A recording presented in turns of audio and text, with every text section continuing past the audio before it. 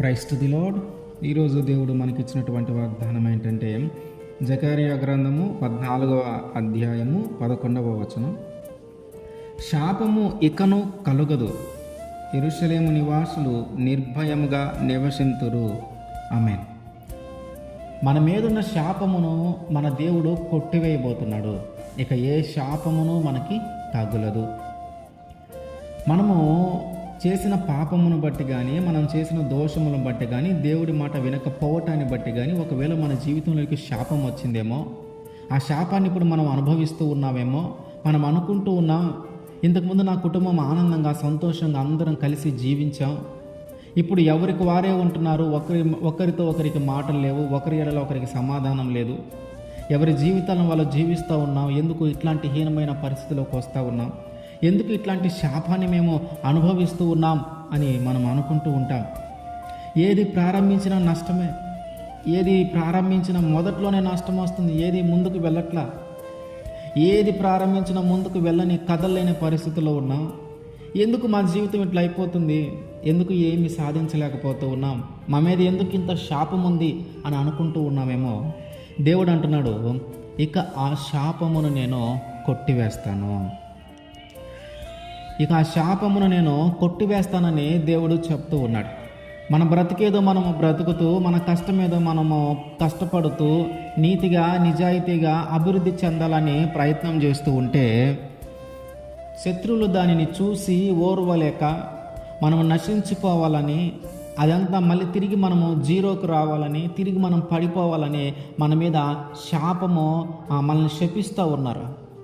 ఏదో ఒక విధంగా వీళ్ళు నాశనం అయిపోవాలి, ఏదో ఒక విధంగా వీళ్ళు పడిపోవాలని మనల్ని శపిస్తూ ఉన్నారు. అటువంటి శాపం ఏది కూడా ఇక మనకి తగలదు. ఆయన చెప్తూ ఉన్నాడు, ఇక ఏ శాపము నీకు తగలదు అని.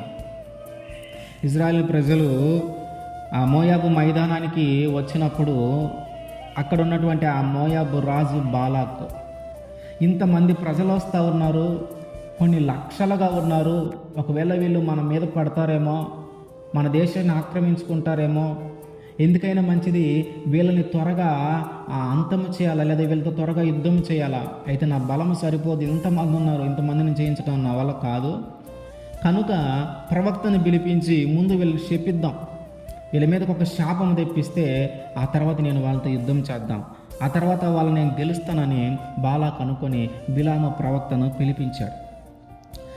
అయ్యా, ఇదిగో వీళ్ళందరినీ శపించాలా, వీళ్ళందరూ ఐగుప్తు దేశం నుంచి వస్తూ ఉన్నారు, ఇదిగో ఇక్కడికి వచ్చారు, మన ఏరియాకి వచ్చారు, ఇదిగో వీళ్ళందరినీ శపించు, ఎందుకంటే వీళ్ళు ఈ దేశము చుట్టూ ఉన్నారు, వీళ్ళు దలుచుకుంటే వెంటనే మమ్మల్ని ఆక్రమించుకోగలరు, వీళ్ళు దలుచుకుంటే వెంటనే మా దేశంలోనికి రాగలరు, కనుక వీళ్ళని శపించు, ఎందుకంటే నువ్వు ఎవరినైతే శపిస్తావో దేవుడు వారిని శపిస్తాడు, నువ్వు ఎవరినైతే దీవిస్తావో మీ దేవుడు వారిని దీవిస్తాడని నాకు తెలుసు, కనుక ఈ ప్రజలు నువ్వు శపించంటే ఆయన అంటున్నాడు, బిలాము అంటున్నాడు, ఆ శపించాల్సిన బిలాము ఆశీర్వదిస్తూ ఉన్నాడు.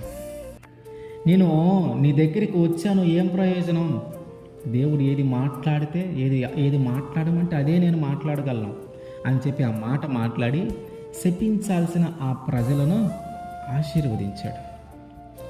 బాలాక్ అంటున్నాడు, నేను పిలిపించింది నువ్వు శపిస్తావని కదా, నేను పిలిపించింది వాళ్ళని శపిస్తే, ఆ శాపము ద్వారా వాళ్ళు పడిపోతే నేను వెళ్ళి యుద్ధము చేసి వాళ్ళని గెలుద్దామని కదా, వాళ్ళ నుంచి నేను కాపాడుకుందామని కదా నేను వాళ్ళని శపించమంటే నువ్వేంటి వాళ్ళని దీవిస్తూ ఉన్నావు అంటే, వాళ్ళు ఎవరు? ఇశ్రాయేలు ప్రజలు. యాకోబు వంశాన్ని నేను శపించాలా? ఇశ్రాయేలు ప్రజలు నేను శపించాలా? దేవుడు అట్లా ఎప్పుడు జరగనివ్వడు. కొన్నిసార్లు ఆ ప్రజలందరూ దేవుడికి వ్యతిరేకంగా జీవించి దేవుని కోపానికి పాత్రలైన వాళ్ళే, కానీ ఏ శాపమో వాళ్ళ మీదకి రాకుండా దేవుడు కాపాడుకుంటూ వస్తూ ఉన్నాడు. ఎలాగైతే ఆ బాలాకు శపించమంటే ఆ శాపము కాస్త ఆశీర్వాదముగా మారిందో, అట్లాగే మన జీవితంలో కూడా ఆ శాపము ఎవరైనా, మన శత్రువులు ఎవరైనా శపించాలనుకుంటే ఆ శాపం అంతా ఆశీర్వాదంగా మారుస్తాడు దేవుడు. మన మీద ఉన్న శాపములన్నిటినీ కొట్టివేస్తాడు దేవుడు. ఇక ఎప్పుడు ఏ శాపము మన మీదకి రాకుండా ఆయన చేయగలిగిన దేవుడు. అందుకని ఆయన అంటున్నాడు, ఇక ఏ శాపము నీకు తగలదు.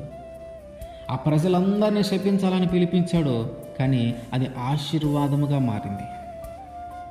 అది ఆశీర్వాదముగా మారింది. అట్లాగే మన జీవితంలో కూడా ఎవరైనా శపించాలనుకున్నా, ఎవరైనా మనము నశించిపోవాలని కోరుకున్నా అవన్నీ తిరిగి ఆశీర్వాదాలుగా మారుస్తాడు. ఇంతకుముందు ఎట్లాగైతే మంచి జీవితాన్ని జీవించామో తిరిగి అట్లాంటి జీవితాన్నే తిరిగి దేవుడు మనకి ఇస్తాడు. ఇంతకుముందు ఎట్లాగైతే అన్ని విషయాలు సక్సెస్ అవ్వకుండా వెళ్ళిపోయామో తిరిగి దేవుడు అట్లాంటి సక్సెస్ని తిరిగి మనకి అనుగ్రహిస్తాడు. ఎందుకంటే మన మీద ఉన్న శాపములన్నిటిని ఆయన కొట్టివేస్తూ ఉన్నాడు.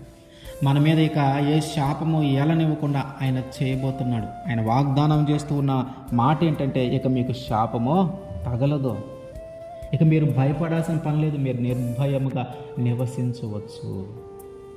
ఆమేన్.